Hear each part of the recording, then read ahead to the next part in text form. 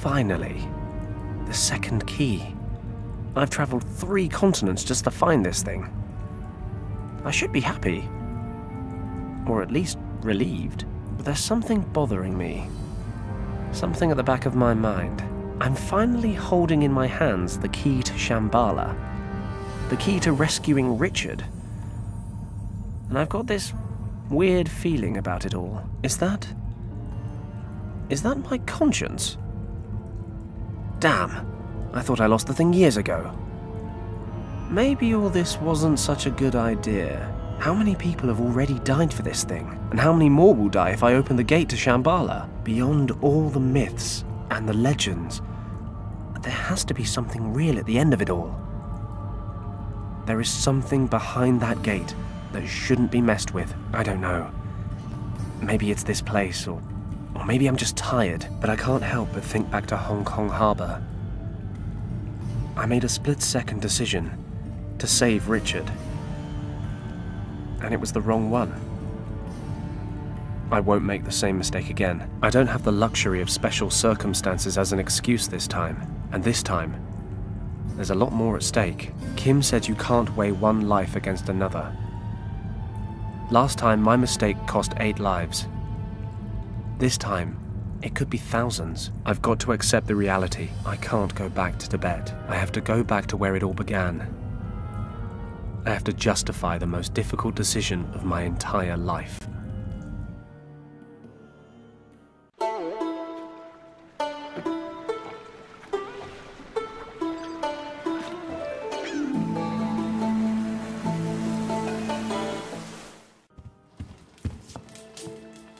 Lord Weston.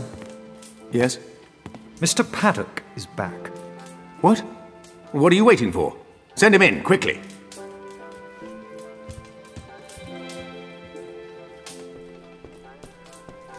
Fenton, you have no idea how relieved I am to see you. Lord Weston. Do you have any news of my son? Is he alive? I'm afraid it's not that simple, Governor. Is Richard dead? Is that what you're trying to tell me? No, he's still alive, I think. Oh, thank God. Do you need more money? How can I help you? Just say the word, I'll do everything within my power. Sir, I know where your son is. I even have the key to the gate that leads to his location. The problem is, I can't be answerable for opening that gate. And what is that supposed to mean? Richard is in a place in the Himalayas called Shambhala. For some reason, he fled there when his unit was attacked by Nazi troops. Maybe it was the only way he could prevent the Nazis from entering Shambhala. The point is, that place holds a secret so vital, it cannot be permitted to fall into the wrong hands at any cost. This is what I've come to realize. The second key could undo everything Richard has worked for. If I reopen the gate in order to follow him, I'd risk letting the Nazis into Shambhala. Lord Weston, we have to destroy the second portal key. I'm sorry, but the dangers it represents are simply too great. What are you saying? You suggest that we leave my son, your friend, to his fate? Lord Weston, you know what Richard means to me. You know what I've sacrificed for him. Believe me, if there were any other way, I would take it. I know it's hard to accept, but after everything I've seen and experienced, I just can't continue with this mission. I'm here today to ask for your understanding. I cannot believe I'm hearing this. You sentence my son to death, and you come here asking for absolution. I was wrong about you, Paddock. If you are unable to handle the situation, I shall have to find someone who is. As I said, I'm very sorry, Lord Weston. But I've made my decision. I'm going to destroy the key. I'm afraid that decision is no longer in your hands. What is this? You're collaborating with the Nazis, Governor! I had no choice, Fenton. Mr. Kleist claimed to know where Richard was. He said he could return him to me. I was skeptical, but a father will cling to even the slightest shred of hope. I never gave up hope that you would solve the situation, and that I could quickly end my collaboration with the Nazis. But now I realize that I backed the wrong horse. Governor, this is a mistake. I'm prepared to take that risk.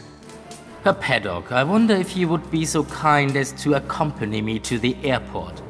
You have an appointment in Tibet that you absolutely cannot miss.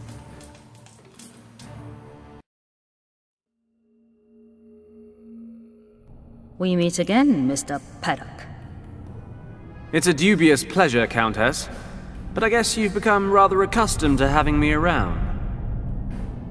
Had I been given the choice, you would be lying in your wretched Hong Kong shack with a hole between your eyes, believe me. I console myself knowing this will be the last time your good fortune keeps you alive. I hardly imagine you are aware of the fact, but you must at least have felt the transfer of energy when you held the second artifact in your hands, yes? Paddock, you have connected with the key. You are now the only person capable of using it. You mean you can't get into Shambhala without little old me? Precisely. And you think I'm going to help you? But of course, there can be no doubt. I hate to break it to you, love, but if I really am your last option, you're rather scraping the bottom of the barrel. Your expedition ends here. Tut, tut, Mr. Paddock. You are always so hasty to judge before knowing all the facts. I am well aware of the lengths you would go to keep Shambhala from us. You would merrily abandon your greatest friend for that very reason. But I wonder, would you so capriciously condemn to death your pretty little accomplice? Kim. You would merrily abandon your greatest friend for that very reason. But I wonder, would you so capriciously condemn to death your pretty little accomplice? Oh, please don't look so dejected. At least you have one less life on your conscience. Well, if you cooperate, that is. Please don't make me describe to you what will happen to your girlfriend should you fail to comply. I think you have the imagination to make the right decision. Kim, are you okay? Just about. Well? Okay. Let her go and I'll do whatever you want. I would dearly love to grant you this wish, but alas, it may be that your friend can make herself useful on the other side of the portal. No, she stays with us, but she gets to live a little longer. Fine. What do you want me to do? Place the second key in the recess on the pedestal. We will talk some more in Shambhala.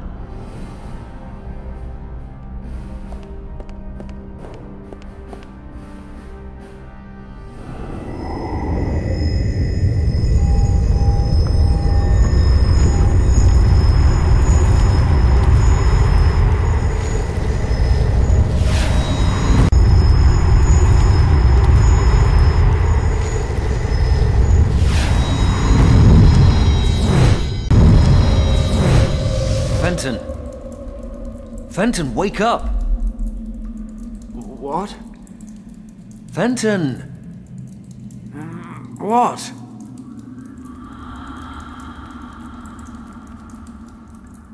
Richard?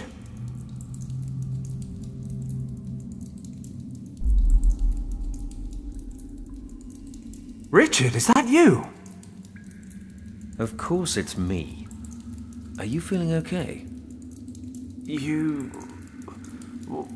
Why do you look like a ghost? Oh, charming. You came all this way just to tell me I've seen better days.